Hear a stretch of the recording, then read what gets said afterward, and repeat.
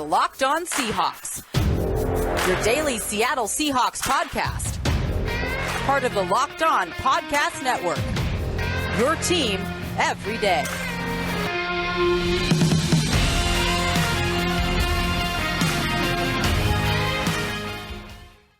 Greetings, 12. This is Corbin Smith, your host for Locked On Seahawks. Joining me as always, my co-host in crime, Rob Rang. It's been kind of a crazy week, so the two of us have not been able to get together to do any shows since Monday, but here we are. It's matchup Thursday, changing things up a little bit with a Tuesday game, and the Seahawks going to be turning right around and playing the Bears at Lumen Field on Sunday. Two teams that are both still dealing with COVID-19 related issues going into this game, so plenty of uncertainty on the rosters. The Seahawks did get some good news today on that front. The Bears, not so much. We'll dive into that as we look at the matchups today. But as always, thankful for you making Locked On Seahawks your first listen every day. We're available on all platforms for free 5 days a week.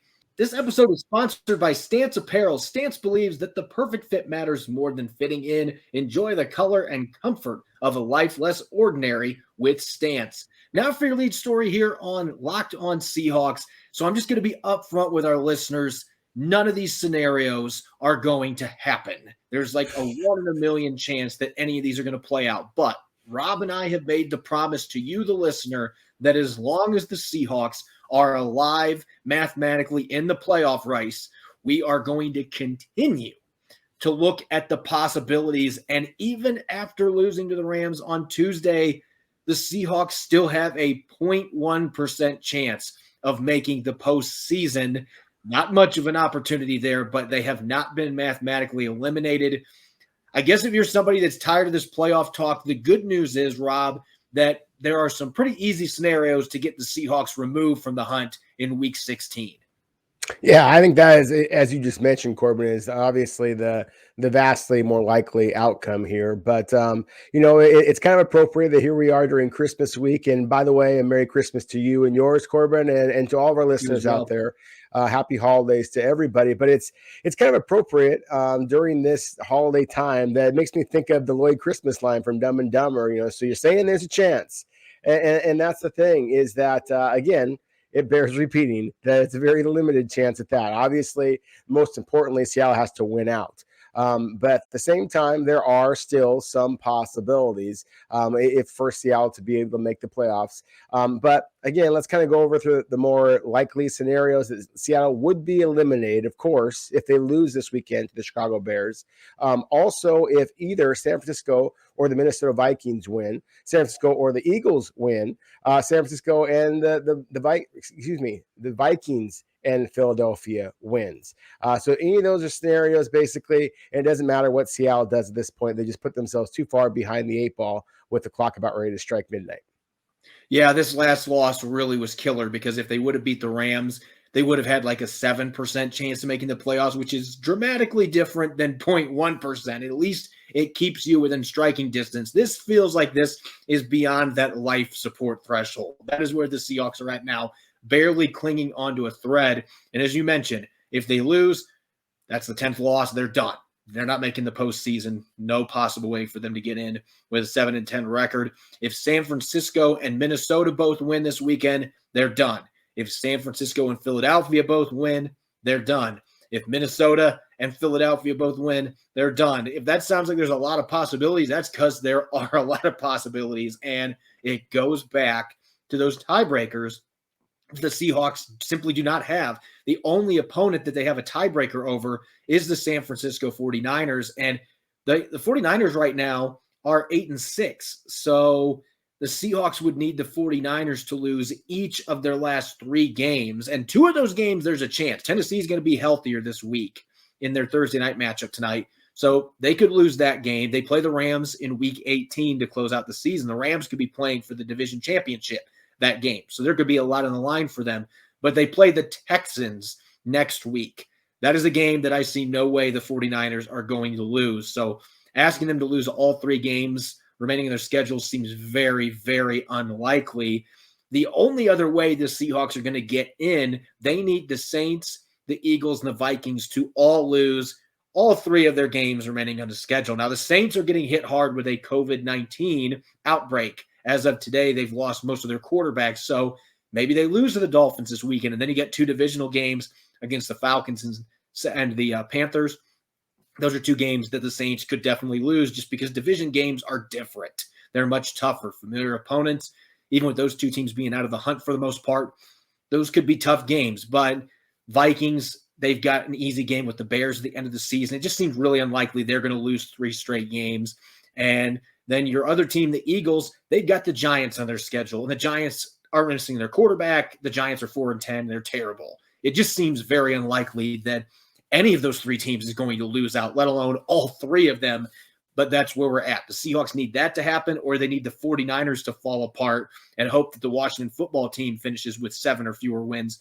And if that happens, then they may have a fighting chance as long as they win out. But again, this is truly the Lloyd Christmas division. As we've said time and time again, as long as the Seahawks are in the hunt, mathematically, we would dish out those scenarios, and not looking very likely, but it's still possible, and we'll see how things go after this weekend. If the Seahawks are still alive after this weekend, they beat the Bears, and those other results don't happen, then we'll go back and we'll look at what needs to happen in Week 17. If they get through that and they're still clinging on to their playoff lives, we'll look at it then. If not, we can finally start to look towards the future, which really is what the Seahawks should be doing at this point anyway.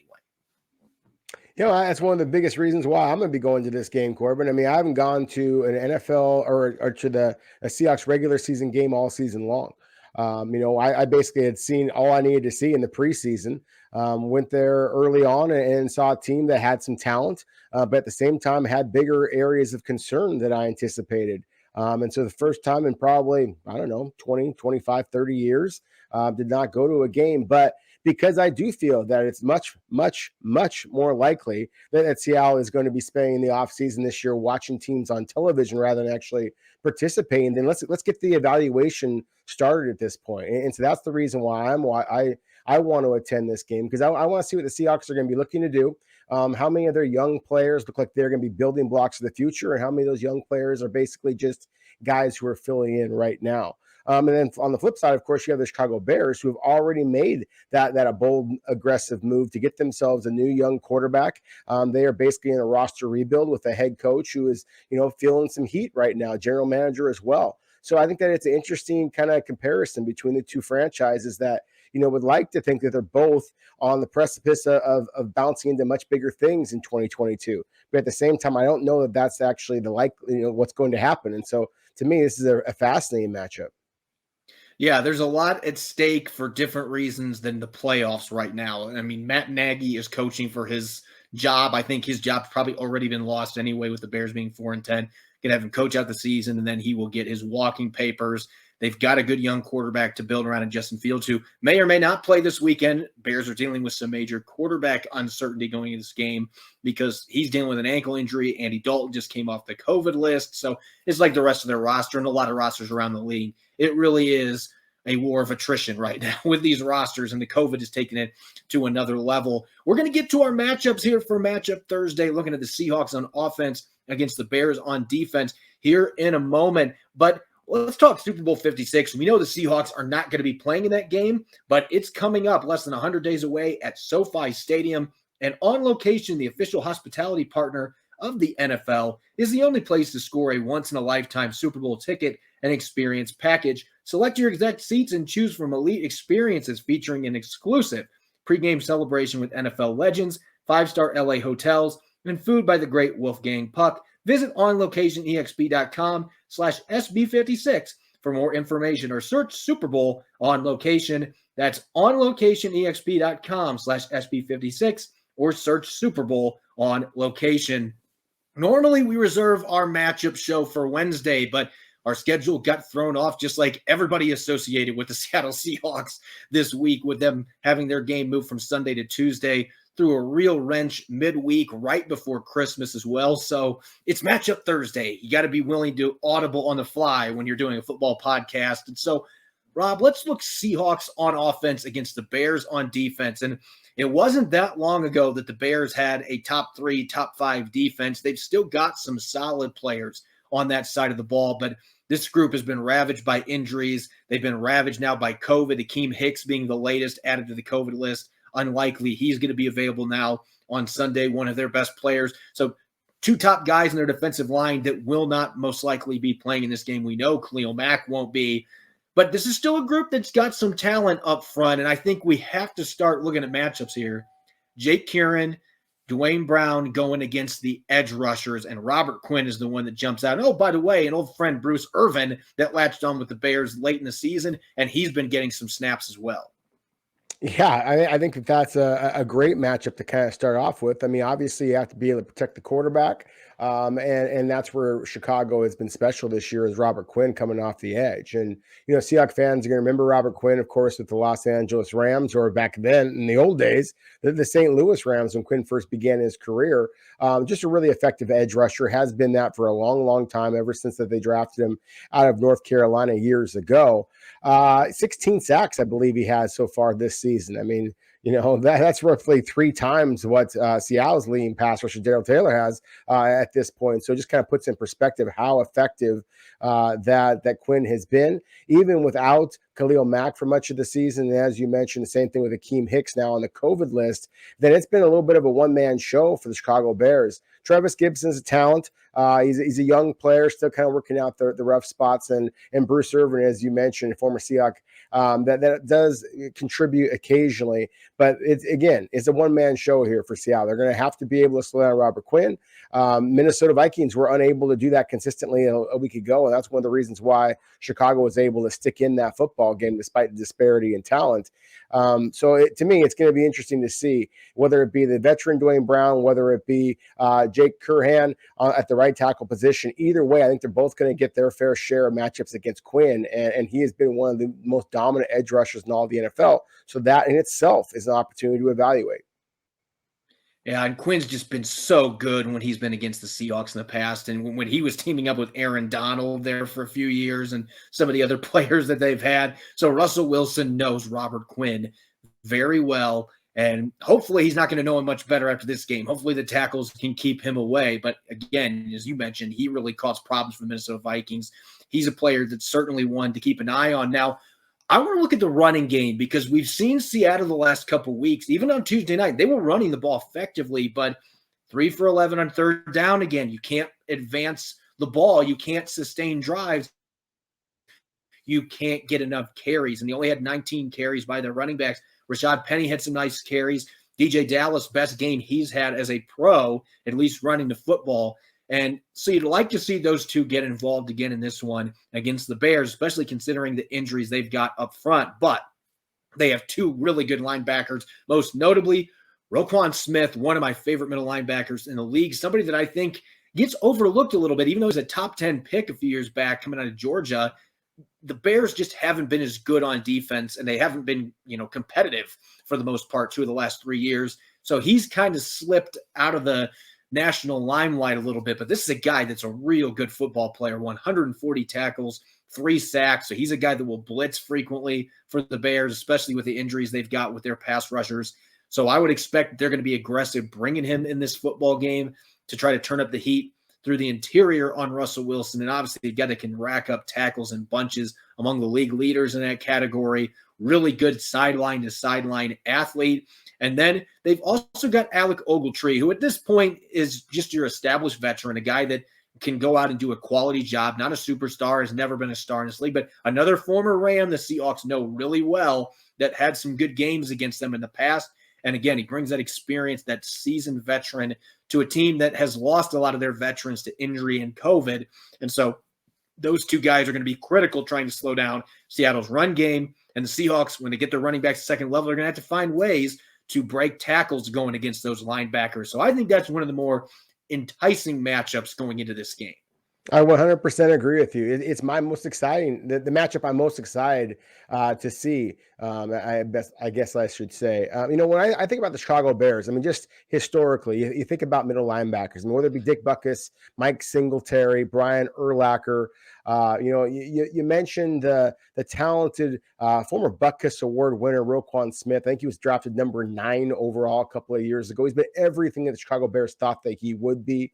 And then I mentioned watching Chicago this past week against the Minnesota Vikings. And I thought that Alec Ogletree was playing with the type of physicality and just, in intensity that frankly I thought was a little bit too inconsistent during his time with the Rams. So I don't know that the Seahawks are going to see the same Alec Ogletree as what he showed Dalvin Cook in laying him on the turf several times emphatically this past week. But that is an interesting matchup. And not only because, again, I just love the way that Chicago's inside linebackers, like Seattle's linebackers, play the game. Also, the fact that it is such a critical matchup for Seattle in terms of their running game. You saw the flashes again of Rashad Penny. You also saw him go down at halftime with an injury. Now, he did come back, but he wasn't the same guy as the guy that rattled off an 11-yard run on the very first play from scrimmage from the Seahawks. So to me, that's going to be fascinating. I would not be surprised at all if Adrian Peterson is able to come back, if Seattle doesn't bring him up. The unknown factor that is Travis Homer and Alex Collins at this point, just because Adrian Peterson and talk about familiarity going up against Chicago Bears all those years when he was at Minnesota. I mean, he would bring an element of toughness that I think that Seattle is going to have at the running back position, because Chicago will hit you in the mouth. And so that's the kind of game that I think that this could be, my kind of football game, our kind of football game, where it's going to be a little bit of a battle at the line of scrimmage, and it's going to be cold. It's going to be kind of Big Ten, NFC North kind of football. So it's going to be an interesting matchup, especially right there in the middle of these linebackers going against Seattle's running backs. As you mentioned, it's going to be cold. There's a chance of snow, which we don't get to see very often at Lumen Field, but we might have some white stuff falling to the turf and actually sticking in this game. And so I'm actually really excited about the possibility of that. I mean, Seahawks probably aren't going to the playoffs, but at least we can get a patented snow game. The last one I remember was when Brett Favre was with the Jets, and the Jets came out and the Seahawks upset them in that game, and they were throwing snowballs down from the stands. So maybe we'll see some of that coming up in this game. With that being said, Tyler Lockett activated today from the COVID-19 list. The Seahawks are going to get their star receiver back after missing Tuesday's game. DK Metcalf's going to be ready to go. D. Eskridge still healthy. They're going to have Freddie Swain. They're going to be full strength at receiver.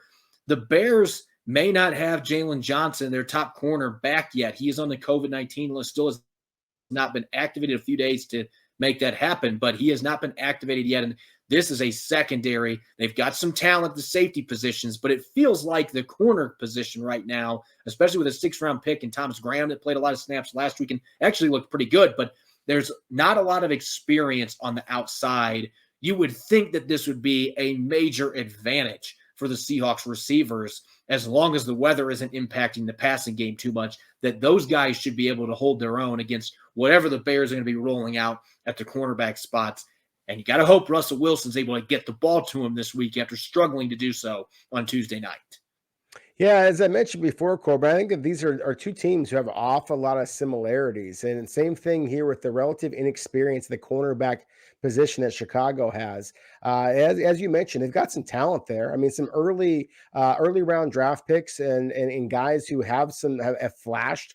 Jalen Johnson from Utah was a guy a couple of years ago as a 2nd-round pick I was really excited about, as well as Artie Burns, 1st-round pick out of Miami, who started his career in Pittsburgh. Thomas Graham was a 6th-round pick, as you mentioned, from Oregon a year ago. He had a couple of different pass breakups going against that vaunted Minnesota passing game last week. So I do see some young talent there. Certainly the free safety Eddie Jackson is a really good instinctive football player as well. So if Russell Wilson is in fact going to play, as we fully expect that he will, even though that he went with the ankle injury on the injury report here on Thursday, I think he's going to play, and I think that Seattle's wide receivers should have a significant advantage of this relatively inexperienced cornerback group.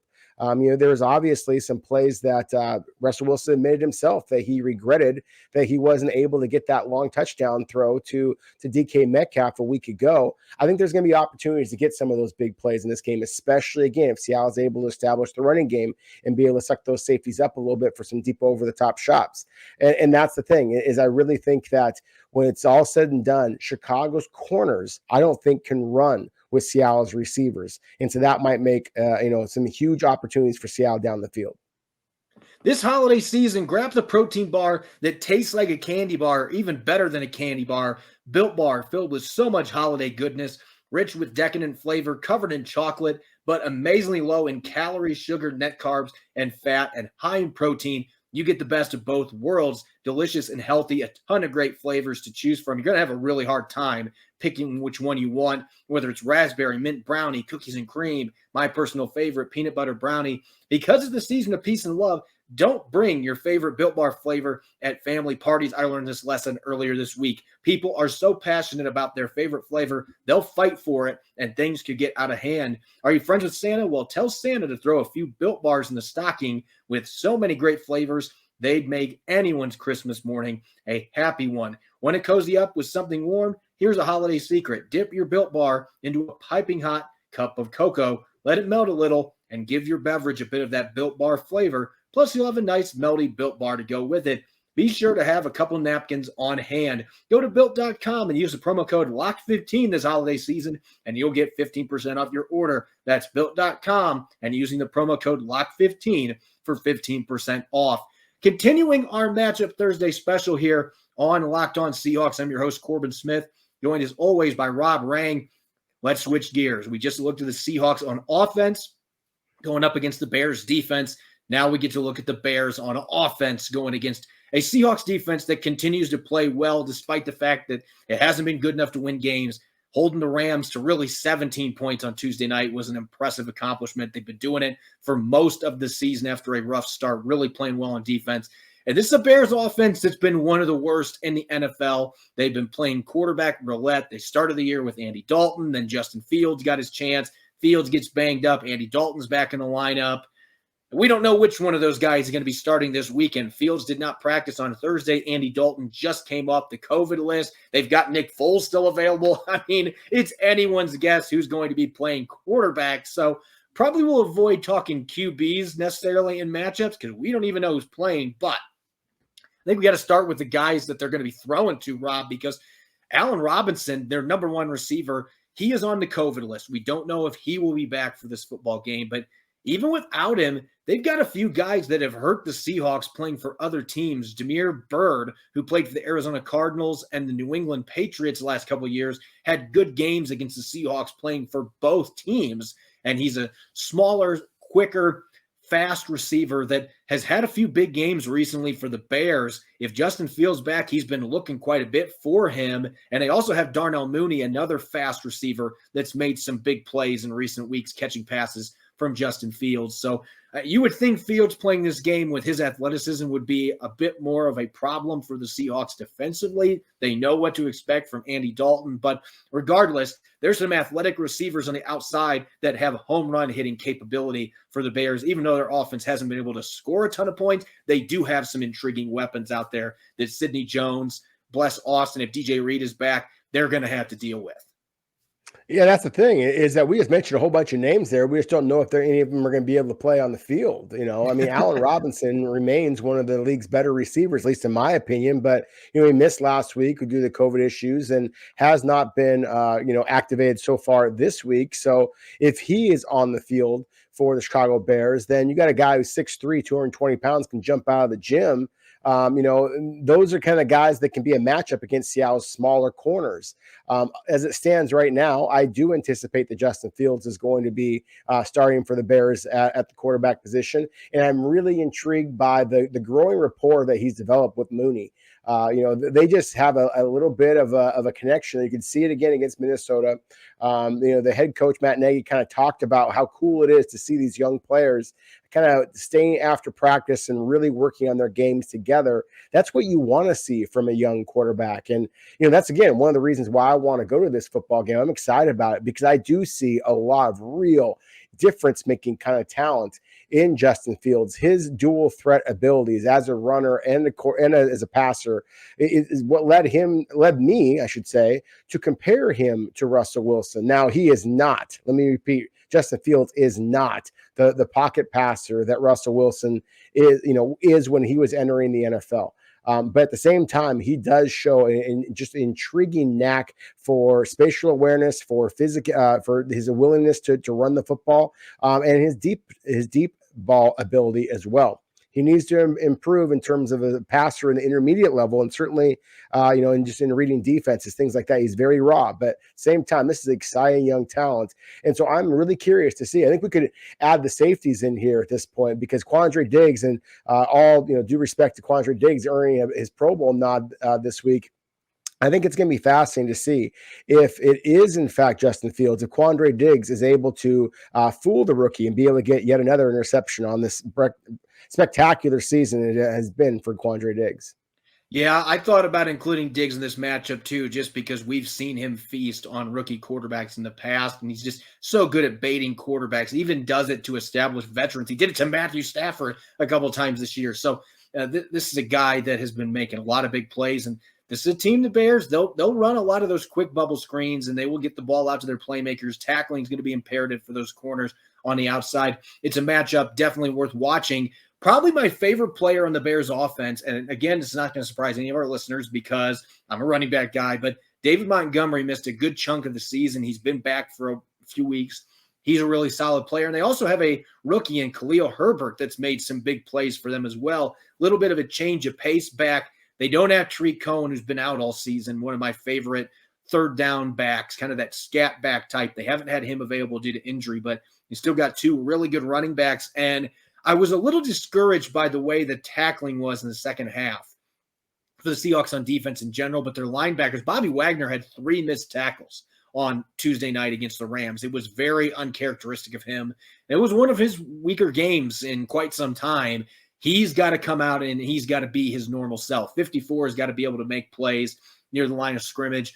Make sure that you're getting all your tackles, not missing them, not having arm tackle issues, better pursuit angles. And Jordan Brooks, I thought, played pretty well on Tuesday night. Continue to ascend, young man. This is a great opportunity because the Bears, especially with their quarterback situation, they are going to try to get that run game going. They want to have a balanced offensive attack. Don't let that happen. And I think that falls a lot on the linebackers this week. Bobby Wagner and Jordan Brooks really need to bring their hard hat, and don't let David Montgomery and Khalil Herbert get going, because if they're able to run the ball, especially if Justin Fields playing with his ability to run read option and use his legs on his own, this becomes an offense, despite the fact they haven't scored a lot of points this year, that they can score points quickly. We saw them do it against Green Bay a couple weeks ago. They weren't able to hold on and win that game, but they were giving the Packers everything they wanted for 3 quarters of that game, in large part because they were getting explosive plays and they were doing things both passing and running the football. Yeah, that's the thing. Again, if they have the quarterback, Justin Fields, who is a huge running threat of his own, and one of the toughest young quarterbacks I've seen come into the league in a while now. So I don't think that he is, likely to be intimidated by the crowd noise or the physicality that Seattle's defense might be able to provide. Then, yeah, I think this is a very formidable running offense that the Seahawks have to try to prepare against. Of course, it's kind of just obvious in football. That the easiest way to take a crowd out, and perhaps a disinterested crowd at that, considering how unlikely it is that either one of these teams are going to be able to be playing for a playoff game at this point. Chicago is mathematically eliminated out, and we talked about in the first quarter, Seattle is very close to that. But is to run the football right down a team's throat and erase the crowd. And I love that you mentioned how much that you like David Montgomery, because he's one of my favorite guys as well. He's not the most physically gifted back out there. He certainly doesn't have the breakaway speed that you're looking for. Tough one of the reasons why he dropped into the day 2 of the draft. Excuse me, actually day 3, I believe. I think it was a 4th round pick. But at the same time, he plays the game the way you want to play it. He's kind of Chicago's version of Chris Carson. He is a physical downhill runner who will fight and scratch and claw for every single yard. And how do you not respect that? So to me, the matchup against Seattle's linebackers is a fun one. The fact that Seattle has given up so many yards, so many touchdowns to tight ends. I mean, it can be a young quarterback's best friend, and certainly a savvy quarterback like Andy Dalton, or if it is in fact Nick Foles, they're going to take advantage of the fact that Chicago, has several different quality tight ends there, including former Seahawks Jimmy Graham. So again, I think that the Seattle's linebackers, they have a very important task in this game. And I think there's a lot of Seahawks fans out there like, oh, okay, we can beat Chicago. I don't know that you will. Chicago is very likely to come in here and push Seattle around a little bit. If Seattle doesn't match that intensity, they could lose a game against a winnable opponent at home yet again. Yeah, and that's what's going to lead me to what I believe is probably the most important matchup. and that is the edge rushers going against the tackles. And Jermaine Ifedi had not started since week 5 for the Bears, but he started at right tackle, former Seahawks first-round pick, 4-year starter for the Seahawks. He started there last week against Minnesota, played over 70 snaps at the position. Obviously has a lot of experience, but we all know the issues that he has had in pass protection and with penalties. Carlos Dunlap's coming off of a 3-sack game against the Rams. Darrell Taylor had a few times he got some pressure. Alton Robinson had a few times he got pressure. Rasheem Green got another sack. So the pass rush actually showed up Tuesday. If they are able to do that in this game, Jermaine Ifedi's going to have a tough time with some of the athleticism the Seahawks have off the edge. And even Carlos Dunlap, he's had success against him in the past when the Bengals played against the Seahawks. So he should be able to continue that hot streak he's now on coming out of Tuesday's game. And on the flip side, they've got Larry Borum at the other tackle spot, and he's a player that is certainly vulnerable to athleticism as well. You look at most of the Bears' games this year, they've had a lot of trouble keeping whoever the quarterback is protected. Justin Fields has had a number of games where he has had no fighting chance because that offensive line, particularly the tackles, have not been able to keep pass rushers away from him. The Seahawks have a prime opportunity to get after Justin Fields. If it's Andy Dalton, who at this stage has very little mobility, then you can get to him with ease, rushing off the edge, and then it takes away the receivers and it really puts the Bears offense in a position they're not able to do much. And a lot of teams have had success doing that. We've seen Justin Fields make some plays as of late. The offense has been a bit more explosive, but this is not a dynamic offense by any means. And I think the best way to really establish that we are going to win this game if you're the Seahawks is getting those edge rushers going, getting some early pressure on whoever's playing quarterback for the Bears. You can do that. This is an offense that's going to have a really hard time putting points on the board. I 100% agree again. I think that we just talked about Chicago's running game and how if they are able to stay ahead of the sticks, if it sounds familiar, I mean, this is very much the strategy Seattle should be taking. If they can stay ahead of the sticks, then their running game is good enough to keep them competitive. But if they are forced to try and play from behind, their pass protection is bad enough to have them lose games going away. And so, especially with the durability, injury concerns that they've had along that offensive line, Ifedi, Jason Peters, Borum, as you mentioned, these are guys that, you said it a pretty interestingly way a couple of days ago, Corbin. You said that, find the rat, find the guy that's maybe not quite as good on the opponent and try to feature or try to attack him. Well, I don't know that I would call Chicago Bears offensive line a bunch of rats, but they've eaten their share of cheese, and they can be beaten by speed and by the crowd noise that at least Lumen Field has been able to produce at times in the past. And so to me, this is the matchup. Seattle can absolutely take over this football game. They can make this game a laugher just because of the fact that I do expect Seattle's edge rushers to be able to get home a little bit in this football game. I think it makes it a much more interesting game. Again, if Justin Fields, given his athletic ability, is able to play in this game rather than the slow-footed, other quarterbacks that we mentioned in Dalton and Foles. But at the same time, because he is a rookie, then he also makes rookie mistakes. Chicago Bears are one of the most sacked teams in all of the NFL. And I think that blame goes to their line, to their quarterback, to their play caller, all over the place. And again, this is a get well kind of a game for a Seattle pass rush that did generate a great deal of pressure on Matthew Stafford. And you mentioned Carlos Dunlap with his 3 sacks. Wouldn't be surprised if somebody else on Seattle's team is able to have that type of performance this Sunday against the Bears. Thanks for making Locked On Seahawks your first listen every day. Now make your second listen Locked On Bets, your daily one-stop shop for all your gambling needs. Locked On Bets is hosted by your boy Q with expert analysis and insight from Lee Sterling. You can follow me on Twitter at Corbin Smith NFL. You can follow Rob at Rob Rang. Check out Locked On Seahawks on Apple Podcasts, Google Podcasts, Spotify, and the all-new Odyssey app. That's AUDACY. We're going to be taking the next couple days off, enjoying times with our families. We hope that you guys will all do the same. As always, we greatly appreciate you listening to the Locked On Seahawks podcast each and every day. We'll be rolling again next Monday coming out of Seattle's game against the Detroit Lions. There might even be a bonus episode coming this weekend for Christmas before kickoff, so stay tuned for that. Enjoy the holiday weekend. Enjoy your time with your families. Go Hawks.